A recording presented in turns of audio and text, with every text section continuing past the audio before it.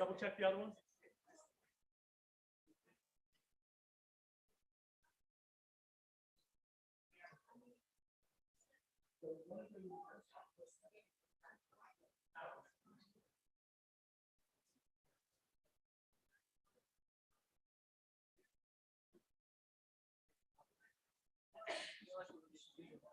I don't know.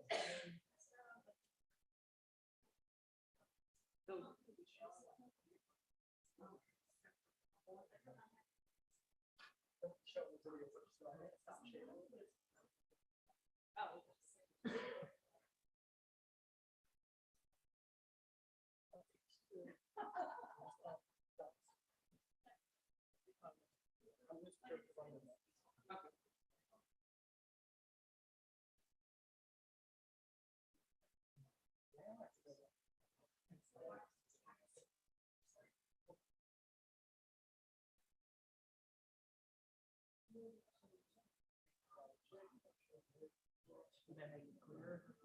Or you see how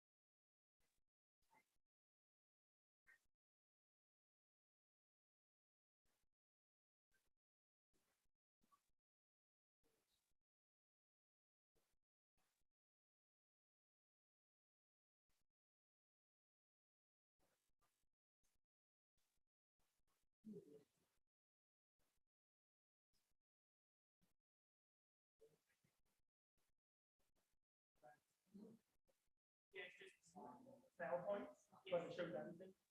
What? No, it's just one.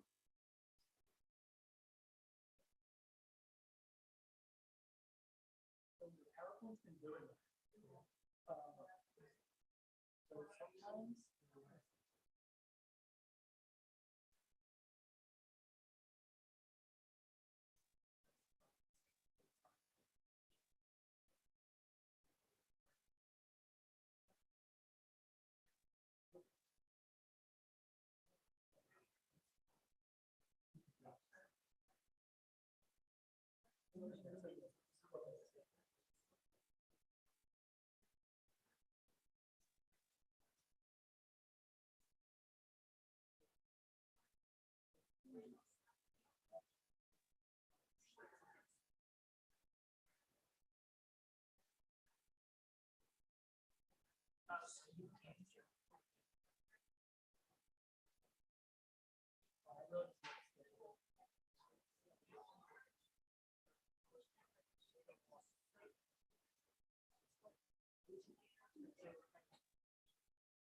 No, that's not what I use. I just want to try and check.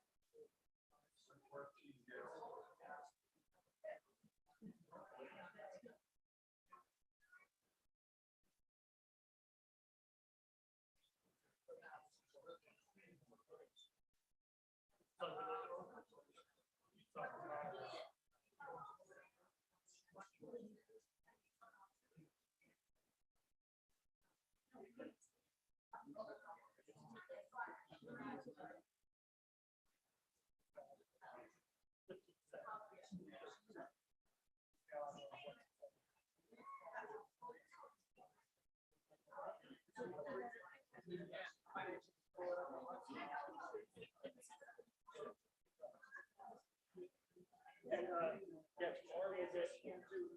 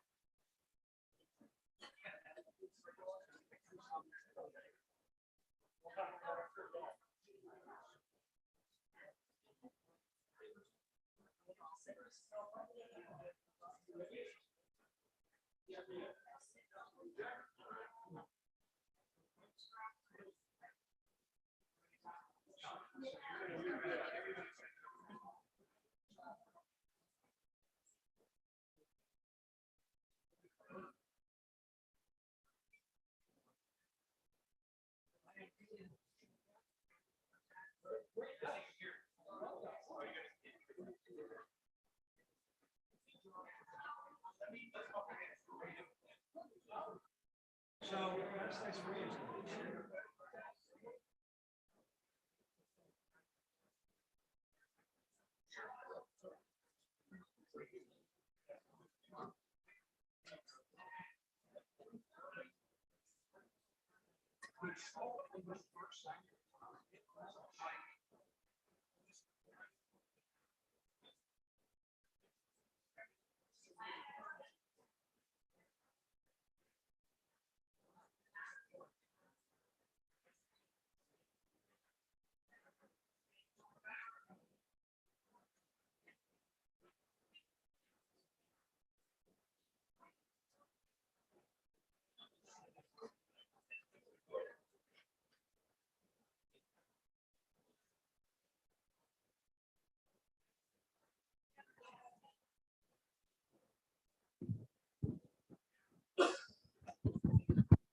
If everyone could please find a seat, we'll start the program momentarily.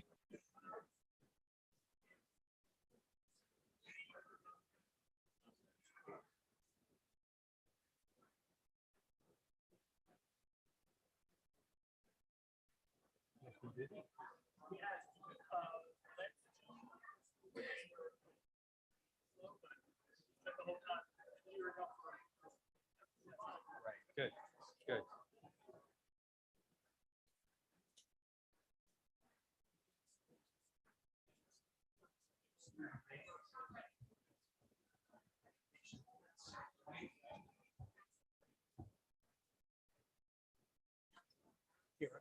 Are most people in the room? Most people in the room?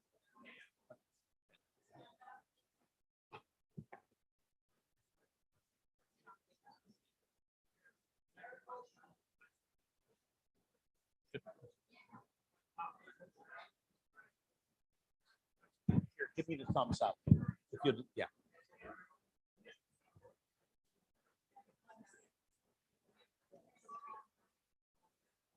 There you go. And it can go in the inside pocket, right? Hey, you look like you got a doctor's bag. It looks like one of the black bags where we pass a lot of money in. A little small for my taste, but. No. Good evening. Good evening. I'm John Miko, the Executive Director of the Union League Legacy Foundation, and it's my great pleasure to welcome you to this library hour and to beautiful Liberty Hill. We're thrilled to be here again. I want to thank Sean Palmer, excuse me, and his great staff for hosting us today in this beautiful location. Very important piece of housekeeping. The bar is open for the first time tonight, the Marquee Bar. So, Wow. So that is worth applause. Yes, David. And it will be open. It'll be open after the program if you'd like to get a drink. Unfortunately, the restaurant is not quite open, but that's coming very soon. So it's a beautiful piece of property, and we're thrilled to be here this evening for this library hour. The Union League Legacy Foundation is, of course, the nonprofit charity of the Union League of Philadelphia. All through the year, we do wonderful programs that are all about the values, the principles that we hold dear, the Constitution, free enterprise, liberty. Excuse me. So a few housekeeping items. First of all, if you would silence your cell phones, or better yet, just turn them off. I appreciate that. We will have a question and answer period of the program, which will occur towards the end, of course. We will have microphones. And that we're trusting you, of course, that you will keep your questions to 2-3 sentences, and that if you cannot put a question mark on the end of it, you have failed. And Sean, when I go like that, you just cut it off. You got it? Okay, good, good. We have several wonderful programs at our other amenity properties in the next few weeks.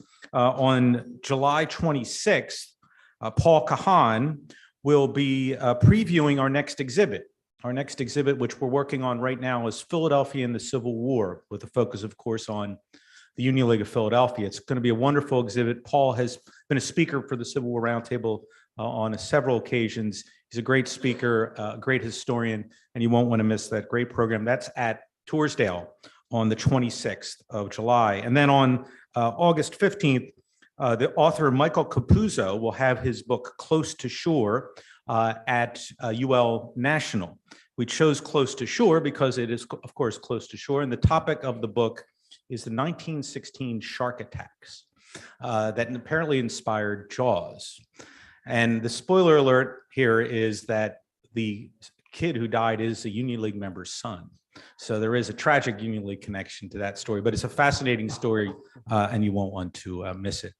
So again, thank you for being here this evening. Everything that we do is made possible through voluntary, contributions from Union League members. And the person who's responsible for getting those dollars is our chair of our development program. And to introduce our chair of our development program is my friend, Dr. Gary Dorsheimer. Gary.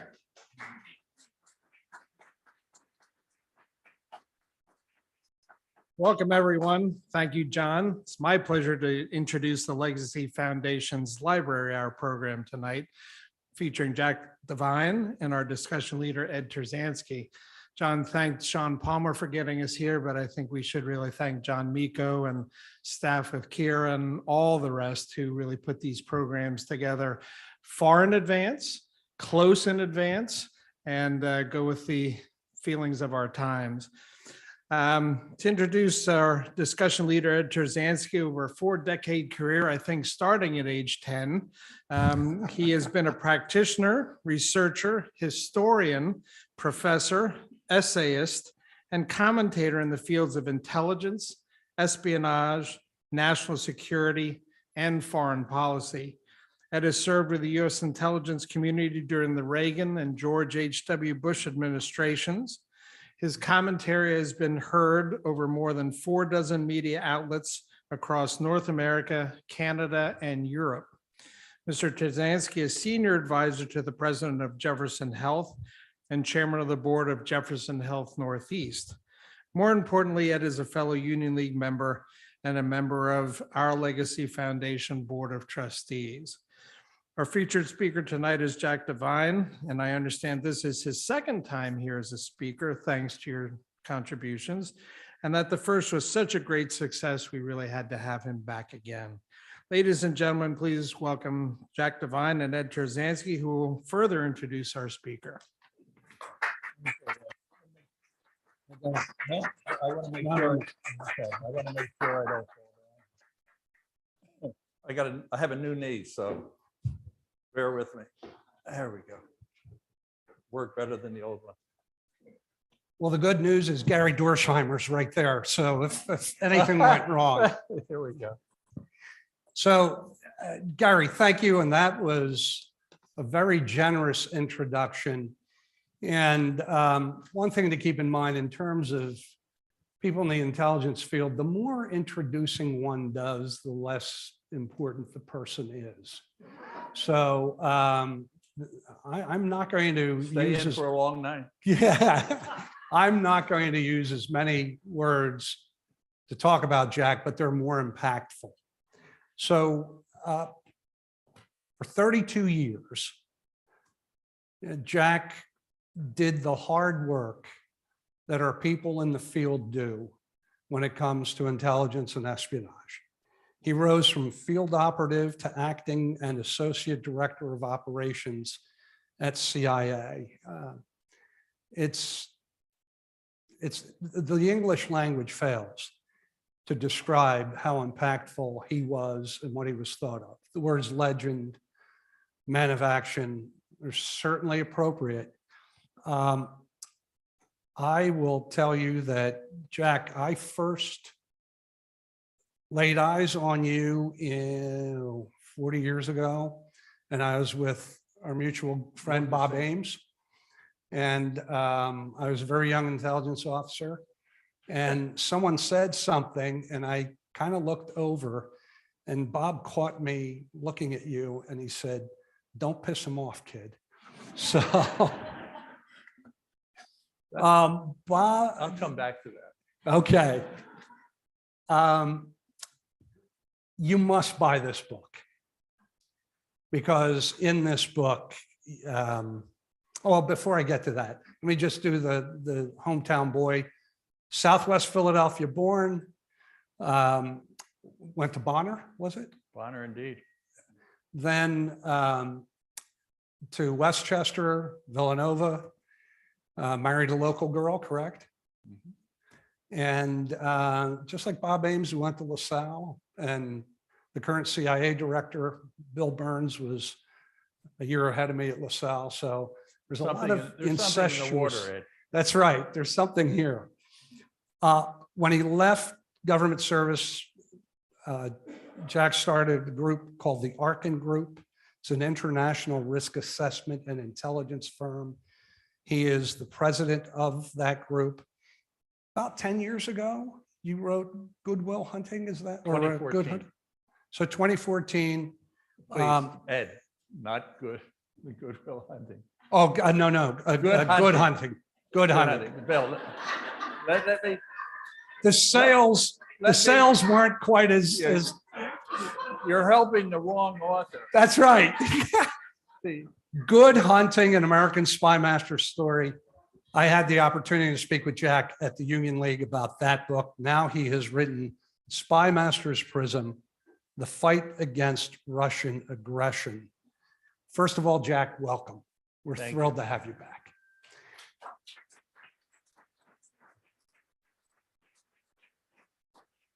Friends, this book is an extraordinarily rich narrative that, when you delve into it, is going to give you greater context and insight into some of the most important aspects of the Cold War, and especially the task of recruiting and managing human assets.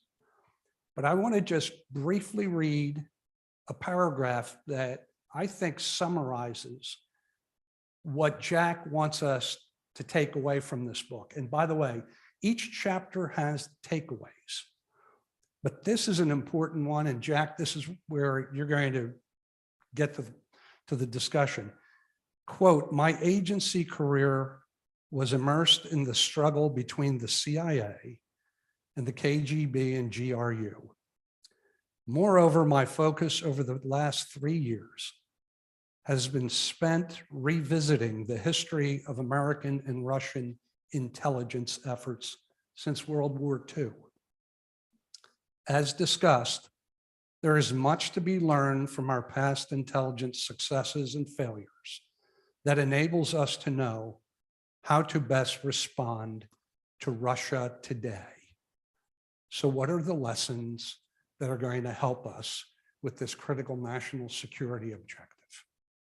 Well, sitting out there, and I'm glad the bar's open. I watched a number of people go by with martinis. I mean, that's the right way to do it. But I did stop a couple to make sure they were stirred, not shaken. Okay, so that's the first thing. Would somebody get this man a martini, please?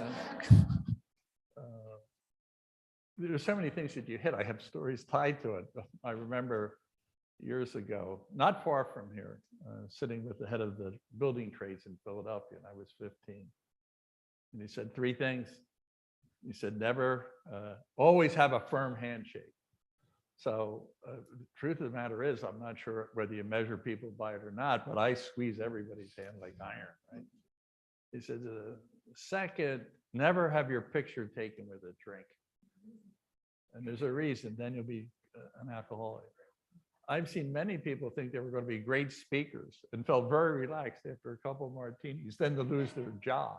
And there was one reason, I forgot who it was. But the third thing he said, and I wasn't headed here, but it ties in. And again, this is a tough plumber, and I don't know whether he got out of high school or not, but smart. And he said, before you get out of bed, you should think strategically. He didn't use the word strategically, but he said, you need to think about where you're going and what it's all about. And I've held that for a long time, when I was 15. And actually, there's a paucity of strategic thinkers in just about every line of work.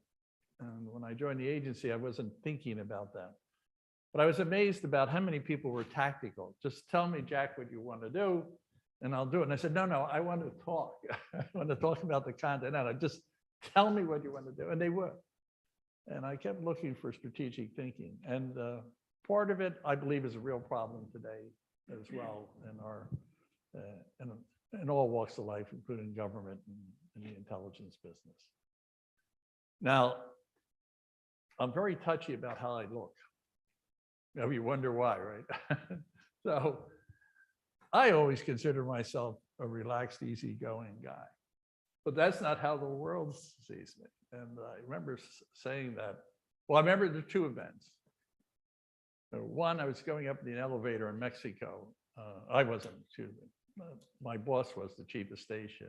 He was talking to the ambassador. He said, I'm going to send someone out on a tough job. I'm going to send Devine. He said, you don't mean that big, sinister looking guy. So he thought it was funny and came back. And I said, what are you talking about? And so I went home to my wife, Pat. Now, never ask Pat anything where you do not want the truth. And our marriage was on the rocks a couple of times writing the book because I asked, how was it? And once he said, "Oh, you sound like a jerk," and then boom. Then after She pouting, lovingly said. spies don't pout, but if I were to pout, for an hour, I come back and read it. God, I do sound like it. Sound like a jerk.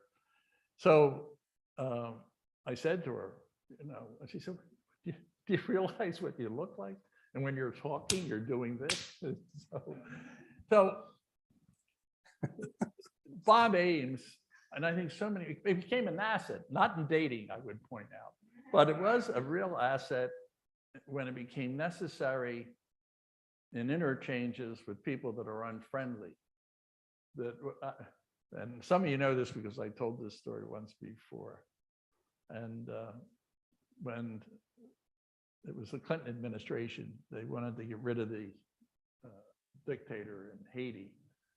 So the head of the NSC called me and said, "Look, we're going to send you down and you tell them to leave town." Now, most people with any brains would say, "What, are you kidding me? I'm going down to tell a dictator to get out of his country and I'm going by myself?" And I said, "Yeah, that sounds like something pretty cool. I'm going to do that." See? I didn't say I was stable. I said I was. So that's another story. But I went down and the guy was petrified.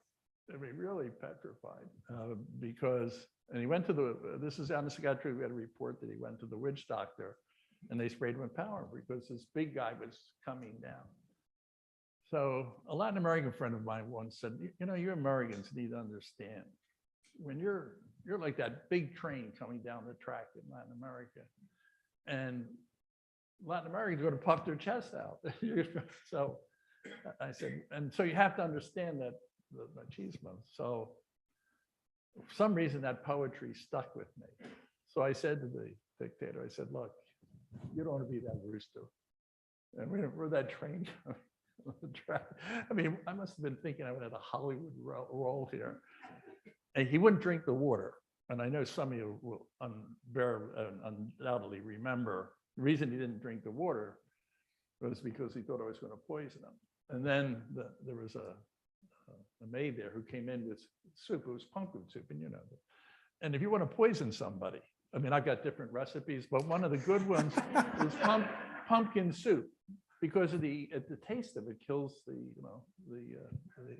taste of it. She brought the pumpkin. I thought he was going to die.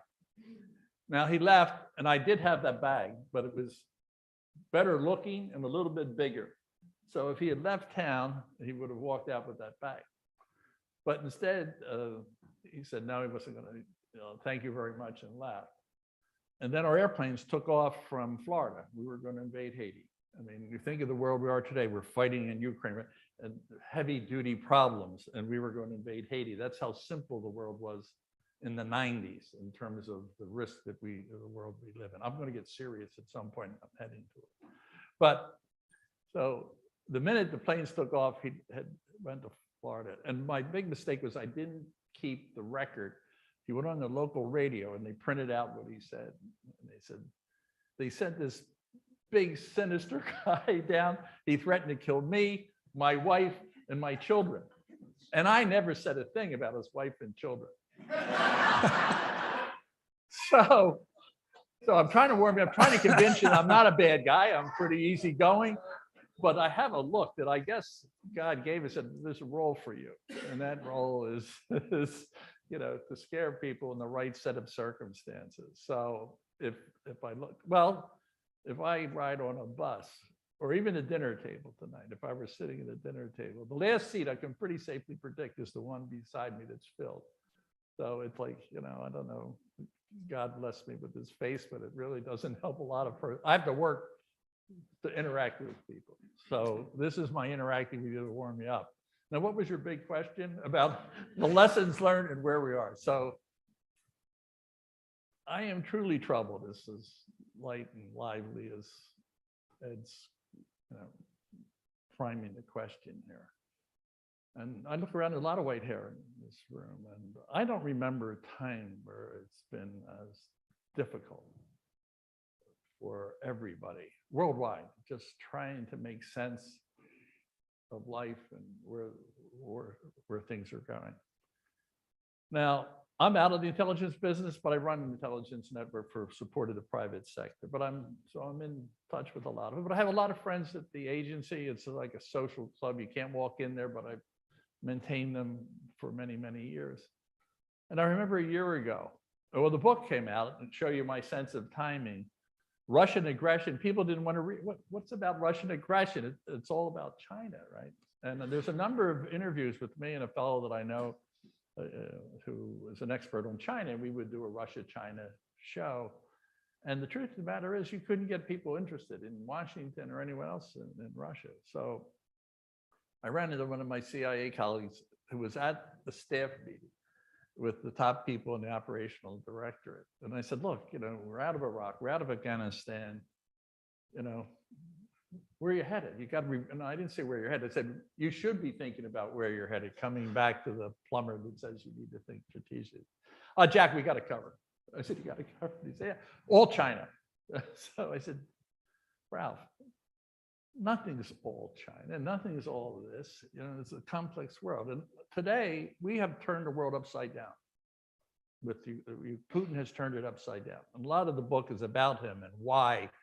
And a trip I made to the Ukraine in 2018 and my impressions of how that has endured with me. And I came away feeling that's, in fact, I say it was the Berlin, the new Berlin of the Cold War.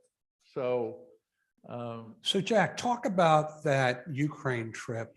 And as you talk about it, give us a sense of Putin. What's he like? What's he up to? Because it looks like he's paying a hell of a price for Ukraine, but we're all paying a pretty stiff price as well. So let's talk about the trip to Ukraine and Putin. First of all, the first book is published in Chinese, Estonian, and Ukrainian. Right? A lot of them are on the border of Russia, right? So you want to know why he invaded? Well, I've been told by my Ukrainian friends that the very first place they attacked was the place where my book was being published, being prepared for this book. And that's obviously a coincidence. If you really think, well, I found out why there's a war, this is crazy. So the point is the book has been published in the Ukrainians. Why do the Ukrainians like it? Because it's about the threat that they're facing and trying to get people to pay attention to it. But when the first book was published, and I should mention this, it's called Good Hunting. And a number of you, the salutation in the book is good hunting.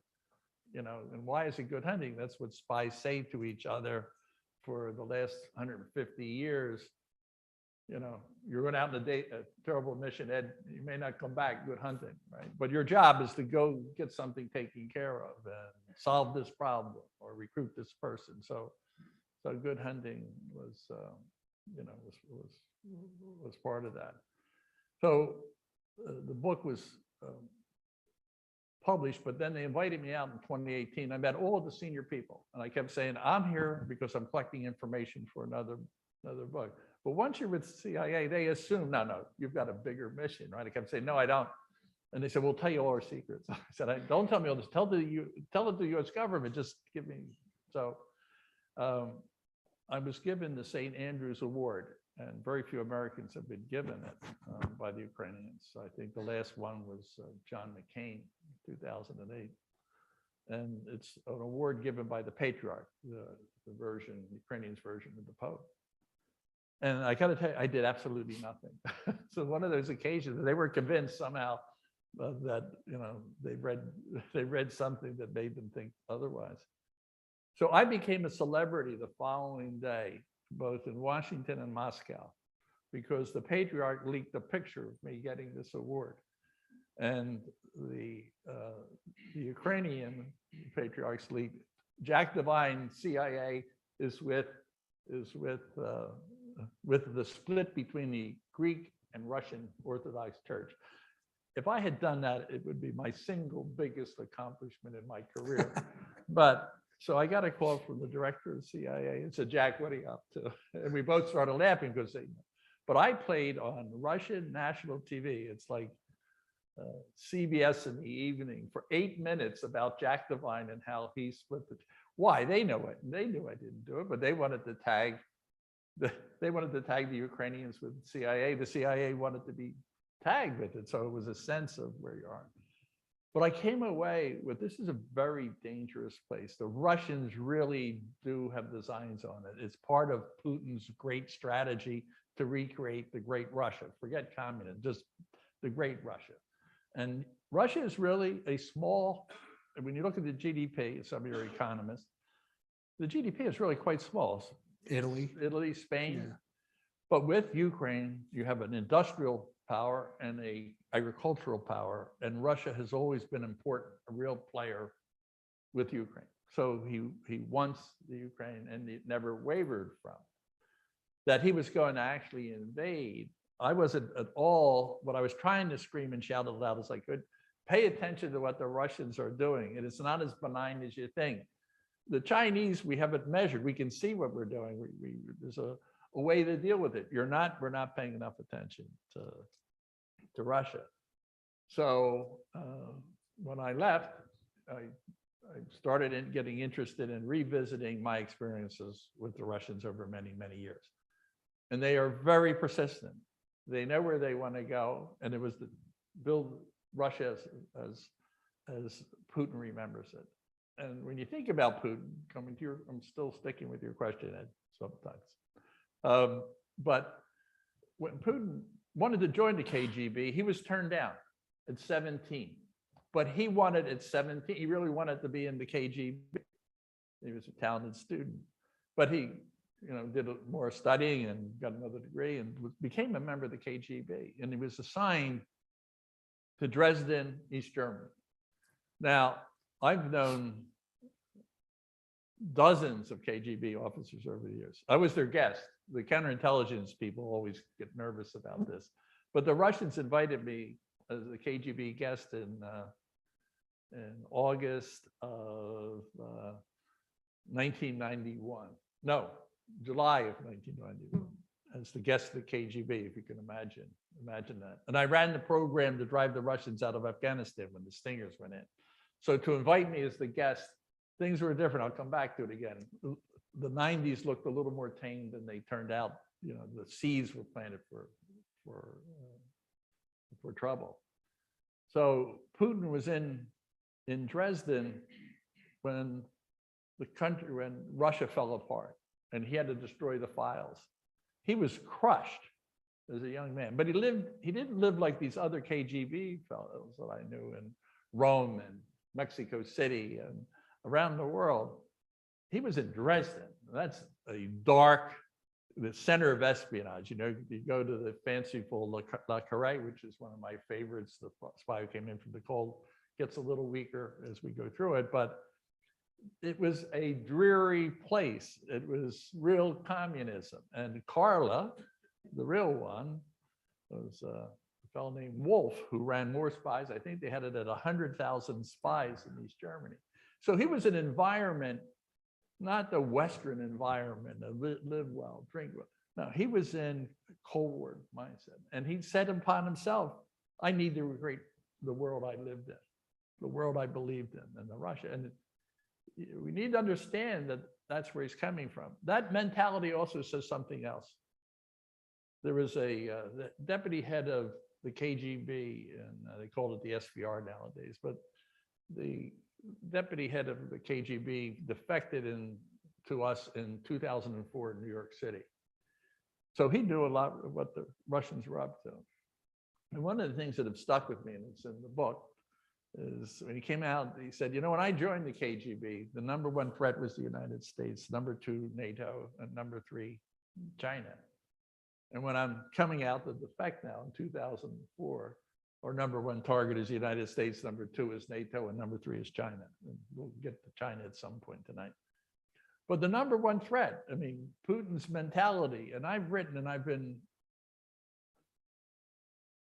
a little off, maybe a lot off. I've kept pushing for the return to what we call Moscow rules. In other words, get the Russians back to the table secretly, and maybe you could work out a deal. And what, in retrospect, and this is only a couple of years ago, I touch on it here, he really didn't want to come back to the table. He really viewed us as the enemy, and there was put on a good face. So I think, people are saying he's changed. We're actually seeing the real Putin. And from the time, and many years after he left the KGB, he was the head of their FBI. He was, a major political bagman.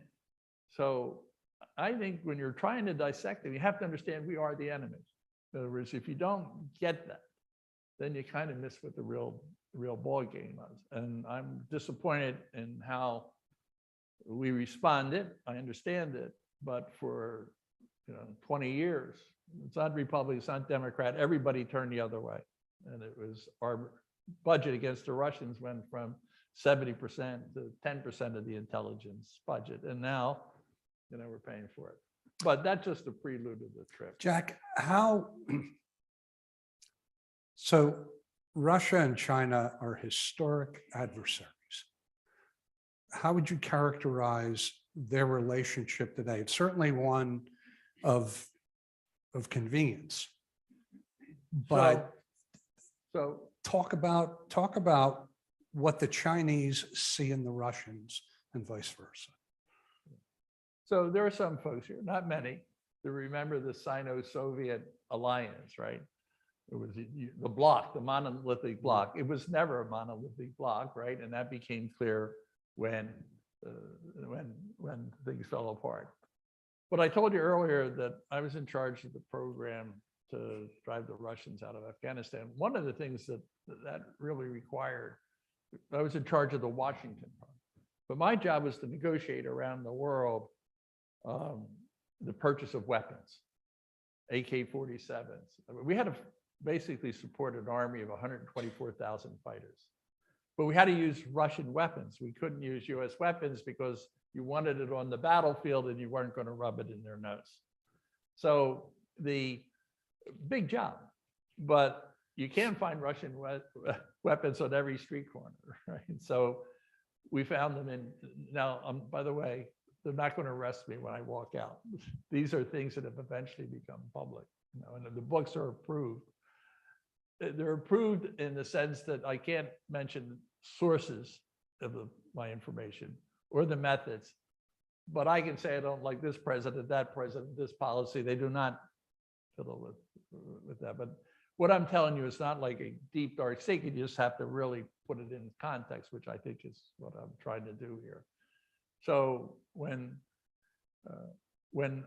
it came time, I was buying weapons from the Egyptians and from the Chinese. Now, the equation was 60% Egyptians and 40% Chinese. And I traveled with Charlie Wilson, the famous congressman from Texas. And I was not, one of the first questions, people, were you in the hot tub with Charlie?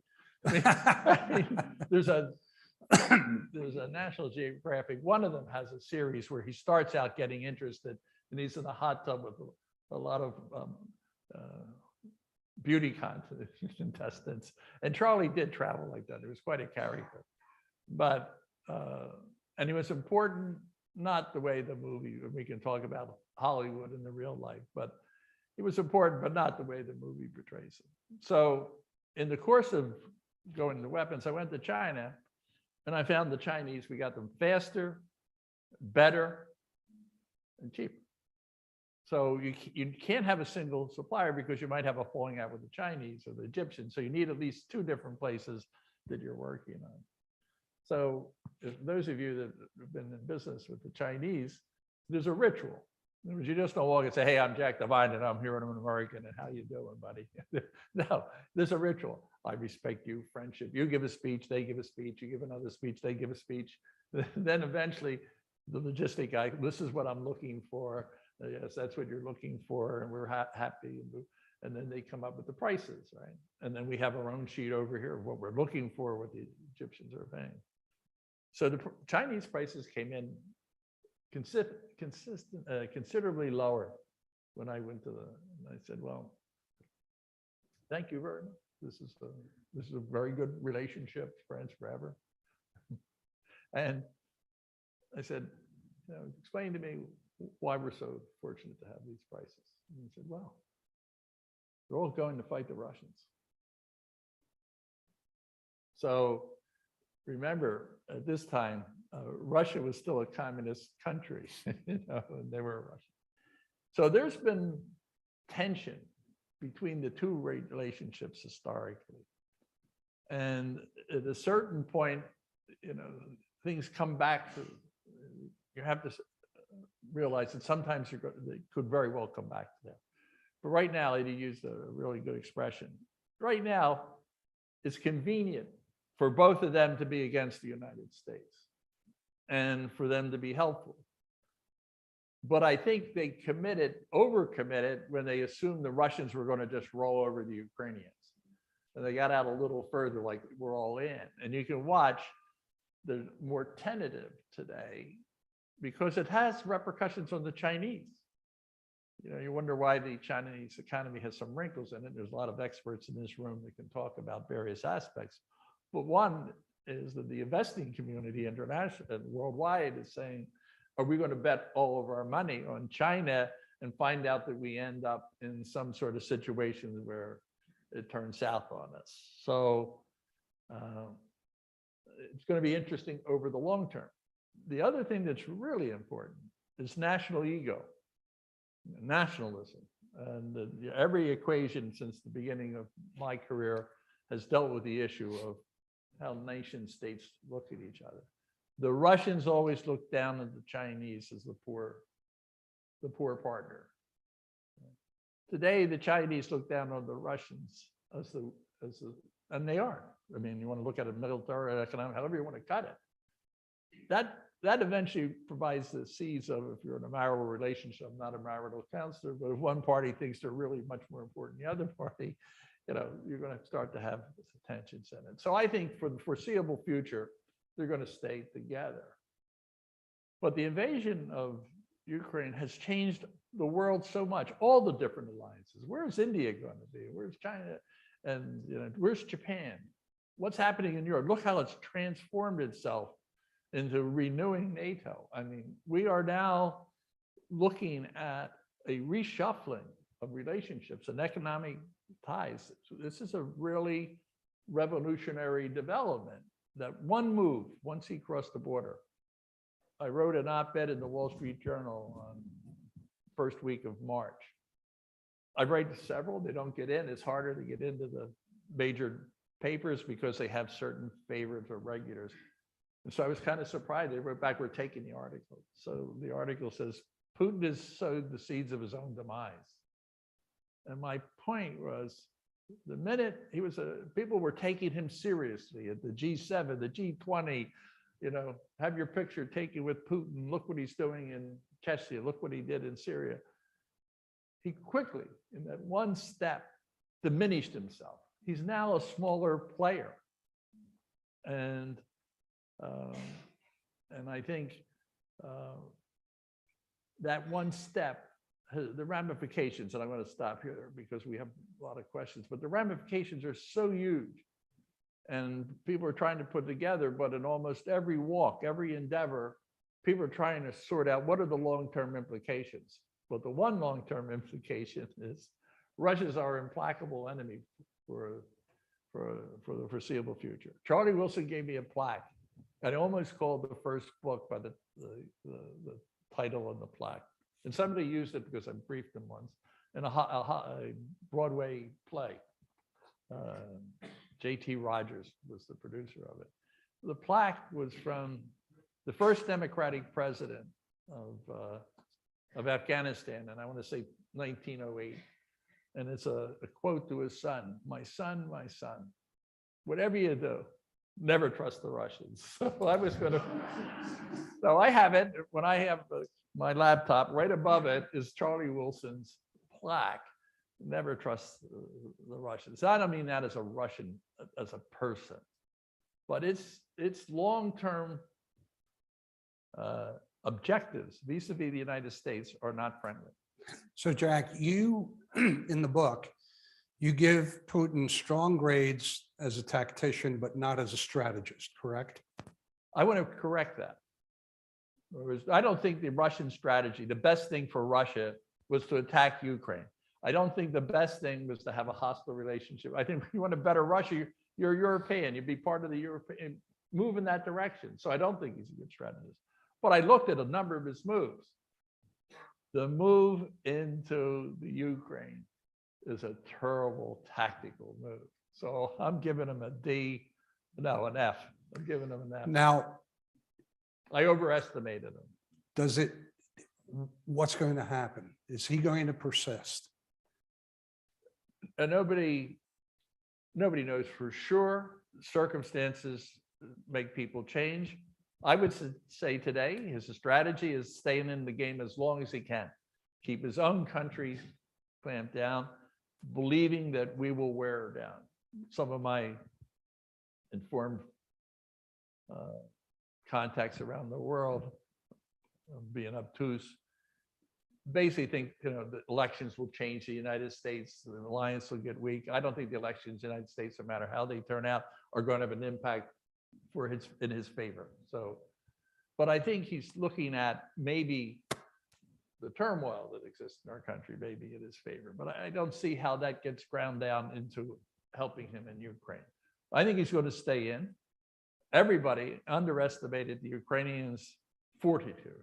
And I must say, having gone there, I really thought they were going to hang in, but hang in like they've hung in? No.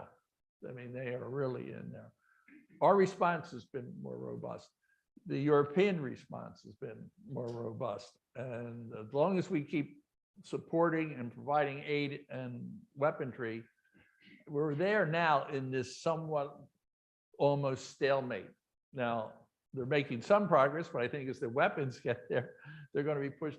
There's a line. They cannot win Ukraine. He knows that now. He doesn't have the ability to take over the whole country. So where is that line? And then you say, well, I was saying earlier, well, you get there, then you'll have a compromise and there'll be a negotiated settlement. Now, I don't believe that, because I think we're going to have a stalemate and Putin is not going to give in, and neither is Zelensky and the Ukrainians. So this is really a longer, drawn out test of wills. And I'm betting on the West. So let's start with some questions, John. Thank you, Ed. Thank you, Jack. Kara, right here. Thank you, Rob Delaney. And the question is, as it relates to strategy, how long does the world let Russia just shoot missiles into Ukraine? In other words, stop the ground offensive, just sit back and shoot missiles without actually counter that and going into actually Russian territory and retaliating that way. Yeah. So I think the first question is, they couldn't win a ground war, as in terms of street fighting. They're using conscripts that it's not, a lot of their soldiers don't want to be there, didn't know they were going to be there. He's having a hard time replenishing, but he has lots of missiles and he has a strong infrastructure to be able to develop weapons. Okay. The name of the game, and Zelensky is very clear on this, and the Americans know this. You got to give me the missiles that have a 40+ mile range. The more you give me, the more I can push back. When people ask me, if you were a Ukrainian general, I would say, we're going to go off on a tangent. Remember the Tet Offensive. Remember the attacks in Vietnam. You can lose a war, but if you have decisive victories at a couple of key places, they blew up a dump today, an ammunition dump, and this in Afghanistan, that became one of the big events that started to shake them, along with the Stinger. The Stinger changed the war. I'm the one that signed it to go in. Long story. Didn't mean I was the president authorized. I happened to be the one that signed it. So those weapons, what I was reading today, that Lockheed can produce 1,000 javelins. They're the missiles that hit the tanks. And the article said they were using 500 a day. Now, there's something wrong with the math here. But whatever the math disparity is, can we produce enough of those missiles fast enough? So the question is, it's not a will to be able to get all those weapons there, but it's a challenge. And we are, the chain of bureaucracy is hard. And it was hard. The Russians look terrible in this. But even our own, you don't do so much. And I know you're going to get another person who should. But we can follow this discussion. But it's a race. One thing, he has shown himself, and it's a word that we use sparingly in life, evil. I mean, there's a certain percentage of bad people everywhere. Evil, intrinsically evil. I mean, he is a really bad guy. And now when I wrote the book, I thought there was somebody we could deal with. So he's willing to kill women, children, indiscriminately. You're in a different category of people in history. And those that have the word evil behind them, he's in that group. You can't come back from that. He'll never be able to go to, to Versailles and have a cocktail. Another question right here. Yeah, excuse me, actually, two questions. One is, in hindsight, you were saying we underfunded the Russian effort in the intelligence community. What would we have done differently that could have changed this outcome or managed it better? And then secondarily, unrelated, will Putin invade Estonia or some of these smaller countries in his frustration that he could not take over Ukraine? Let me do the last one, because I think I have a shorter answer on that. Is I don't think he's crazy. I don't think he's irrational, right? I mean, he's having trouble digesting what he's done and making it work. In order to invade another country, I mean, if I were in Estonia, every one of those countries, I'd toughen up. I'd do everything I could. We should be sharp on it. I don't think Hallie can take another piece. I really don't. If he does, he raises the stakes on his side. I mean, okay. The first one is, you almost start with a question of will. When you reduce something from 70, 10%, everybody gets the message. So your best people go to another target. You don't spend enough time strategizing about it. And what else don't you do? Well, you don't spend time on operations, getting new sources, worrying about their cyber predator. They are doing it, but they're doing it to 10%. It's not like everybody fell totally asleep. You drop it. And government, in some ways, are really responsible. We wouldn't do counter narcotics. I was ahead of that when Escobar died, but in the 90s. But when the government said it was going to do narcotics, guess what? The Navy started having ships running down, big ships running down the marijuana boats, right? Everybody shifts to the targets.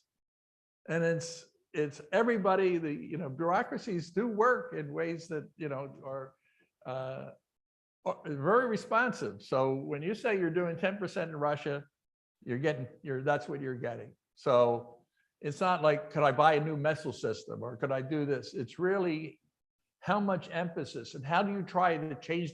If it's more of a threat, you need to be working on how to get a relationship with them that changes, or if you can't, you got to toughen it up.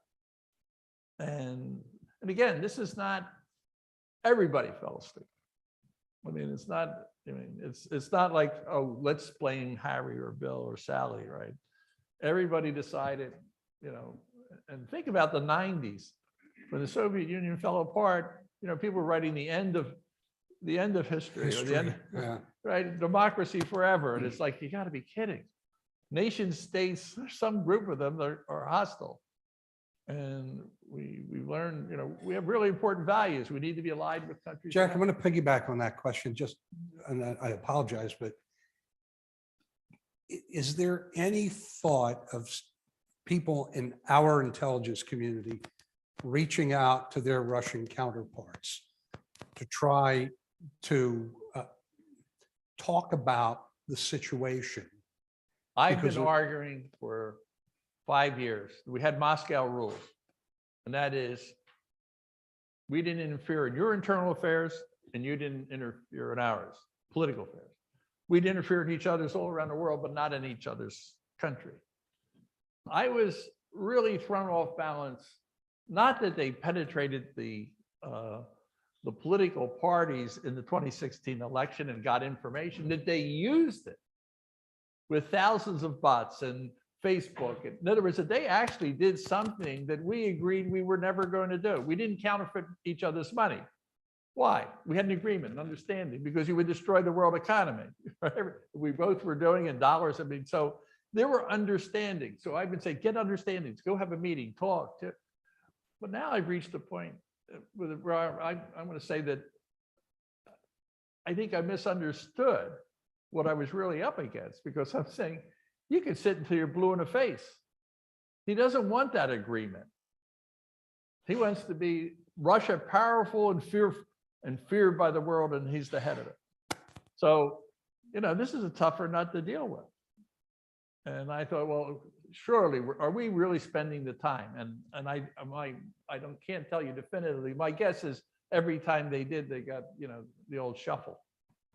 Jim, question in the back. Yeah, I have a multi-part question. We're actually in the Ukraine about the same time you were, floating on the Dnieper River, thinking that the war was over, but evidently we've been a little bit misinformed. Well, we should have hung out more. One thing I'm wondering about, or actually two things I'm wondering about the Ukraine after visiting there and speaking to some people who are Ukrainian, is number one, the Ukraine is seen by people in this country as a monolithic country. My impression visiting the Ukraine was that it had numerous groups, each of whom did not particularly get along with one another, and each of whom had their own self-interest. The next part of my question is maybe a sensitive issue, and maybe you don't want to discuss this, but I'll discuss it. You might not like the answer. in the town of It may not say much. But I'll in the answer. town of Lvov, I don't know if I'm pronouncing it correctly, and later in the town of Kiev, there were neo-Nazi parades starting in Lvov and then spreading into Kiev, where the people dressed up like members of the Galician SS and carried banners from World War II marching down the streets of those countries. I'm sure Putin saw that and was not particularly happy that this was going on in that country. Again, when it was happening and when I was told about it originally, we didn't see any news about these parades in the United States. You had to go to other sources of news to hear about them. So the 2 points, one of the things, Putin did a couple of things that sort of worked in our favor by invading. I mean, I'm really horrified that he did it. Okay, and how he's handled what he's done is horrific. He's united NATO. He's even solidified US views about a common objective. It's not very often we get the Republicans, Democrats close together on this. But the other thing he did is he united Ukrainians of all types. In other words, once he went in, those differences, people that I'm talking to, it's hard to find someone that isn't anti-Putin now. So, so I think whatever you sense there was in a pre-invasion. The invasion, I think, has changed my experience now with the Ukrainians. He helped unify the country. So on the second one, and Ed's with me, so both of us probably have the same reaction here. My guess is Putin is behind the Nazi demonstrations. But the point is, we have, extremists in this country, and they're out there berating. So you're going to find that everywhere. But when his explanation of why he went in to Ukraine was it was a Nazi government, and he's talking about Zelensky, who's Jewish, heading the state. So, but being a Nazi is inflammatory among Russians because they were invaded and millions of people died from the Nazis. Now, I'm not professing to be a student of Nazism, but I would say if you look at Putin, he's more of a Nazi than any Nazi that I know. In other words, what he's talking about is how he's structuring state, nationalism, all the issues that he associated with it. And what you have to be careful in the world of social media is there's a propaganda, there's a using it to try and influence events. And the Russians are at it, and I would hope that our friends are doing the same. But if I were sitting in Moscow, I guarantee one of the things is to keep pushing the Nazi angle. Okay, and I'm not saying they're not, I'm just saying, yeah, there's some there for sure, but they are in just, you can find pretty extremist groups everywhere. Time for one more question, Mr. Demby. My apologies for a simplistic question. I know when you say something like that, this is dynamite. This is absolute dynamite. When does he go nuclear? As I said, like, Yeah. I could smell that question. You're I know you were DEFCON getting 5. up, I could read it. So this is a bit like the previous question. You have to realize that part of what he's doing is a psych warfare game with us. In other words, did everybody get rattled when he said it? You bet. Did our country, well, wow, now what? How are we going to deal with this guy? He's going to use a nuclear weapon. You know, when they were, I don't know if you remember this, but they were arguing about, do we send MiG aircraft? And then everyone said, oh God, what's Putin going to do? What's his reaction going to be? And my response, yeah, what is his reaction going to be? What is he going to do? And when the Stinger went in, it went in half by accident. Why did it go in half by accident? I was put in charge of the program, and the White House was trying to get the CIA to agree to put Stingers in. And nobody told me that I wasn't supposed to support the Stinger. So when I went down to the White House, they showed this mock Stinger being fired, not a mock Stinger, a mock helicopter being hit by a Stinger. And I said, why don't we have that in our program? Everybody in the room, straight face said, well, yeah, that's a good idea, Jack. I mean, they've been trying to get us there. So I said, we're in. So they went and the president signed it, and back at Langley, fortunately, the leadership that was opposed to it had gone. I did a calculus. In my calculus, what are the Russians going to do when we put the Stinger in? Really, what are they going to do? So when I'm coming back to it, when people start saying, I'm going to knock your block, I say, really? I mean, you know, I got 5 big brothers. I mean, you really want to try that? So my point is, let's not overweight this. It is part of their strategy to use it strategically. There is no strategic nuclear weapon, tactical weapon. You fire that first weapon, we're off to the races. So the only time I see him using it, he's flat on his back, and it's his last gas. But people like him never realize it's their last gas. So, but is he going to use it standing up in a powerful position? I don't think so, but we need to be prepared and make sure that we got our nuclear weapons pointed in the right direction. So I don't mean to give false hope. I'm just saying, when you see a lot of the things playing out, you step back a little bit and ask yourself, just because it's said, it doesn't mean that's the real position. And is it being done to influence?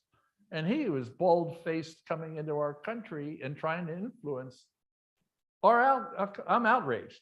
People were worried about breaking into the and collusion, all that. I was upset that he was meddling in our country and breaking the rules that we were under. And we either he'd come back to the table and cease and desist, or we needed to go in the same direction and make life miserable for him. But we got spun up on the political side of it, and I was outraged by what he did. I lied. We have one more question in the back. I get excited. once in a Here's while. a question. I think we're all ready to a zero-sum game. And let's say Russia wins. Let's not say that. But I'm going to. I can't stop you, I guess. Let's say they win. What do they win? They win a destroyed economy, a destroyed people who hate them, and they're going essentially nowhere with Ukraine. On the other hand, let's say Ukrainians push them out, that they find that the Russians find the costs are too high, and somehow they have the logical fortitude of saying, we won, but we're leaving. There is nothing left of Ukraine. Who picks up the bill? Do we have a Marshall Plan for Ukraine? Or if Russia wins, do they have the ability to refortify it, to whatever they wanted to attach to the old Soviet Union. So let's unpack the question. Right? And the question is, what's going to be left of Ukraine and why would you do this? Right? My experience has been, my sense of history is people that invade other countries, that's not part of the equation. We'll figure that out later. Yeah. And Ukraine has been invaded 1,000 times over the course of history. And some of them are not minor. The Poles have invaded, the Lithuanians have invaded, the Mongols, in other words, the Russians, the Germans. So their response is, I'm just going to win that. This is not about dollars and cents. This is about, I want the Ukraine, I will make it work and it'll come back, right? So the second equation, which is really important, is your question. Suppose we reach some stalemate. The Ukrainians are not going to beat the Russians. I'm just going to be flat out. I mean, we can disagree and disagree. The Russians aren't going to win. The Ukrainians are not going to drive the Russians out. The Russians are not going to take over all of Ukraine. At some point, there'll be a static environment and the Ukraine has to be rebuilt, which I think is really the critical part of your question. There are 300,000 apartments that have to be rebuilt. There's 42,000 acres of housing, hospitals. I mean, there is roads, airports, all of this have to be done. Now, there are discussions taking place in Europe and the United States. And after World War II, we had the Marshall Plan, and we went in and rebuilt Germany, and partly because we didn't want another militarized Germany. So I think the answer to your question, the free world, the Western world will pay that bill. And I think that's what's going to happen. And I also think that's what should happen. The question is, how do you get from plans to action? Now, not to be discouraging this evening, we're about, are we going to run into a mild recession or a deeper recession? What is going to be our tolerance level for this? But I would tell you from a strategic view, we should make the Ukraine part of our sphere of the democratic world, liberal world, and stop him from being able to turn Russia into the powerful country it can be with Ukraine. So I think we got to stay the fight for our own sake, because he has, as I said, if you disagree, that's fine, but he's evil. He is not going to be finished. I believe with the seeds of his own demise that he will fall from his own weight internally in Russia. When I said it, I didn't mean tomorrow, but I think he's on a losing trajectory. And at some point, that losing trajectory comes to an end. And whether it's a spontaneous riot that the police decide not to put down, or a helicopter goes up and doesn't come down by some group of generals, or comes down too quick because some group of generals, or he's delivered a bowl of pumpkin soup. Ed Turzanski. I do not own stock in pumpkin soup. Ed Turzanski, Jack Devine, thank you so much. Ladies and gentlemen, please. Thank you.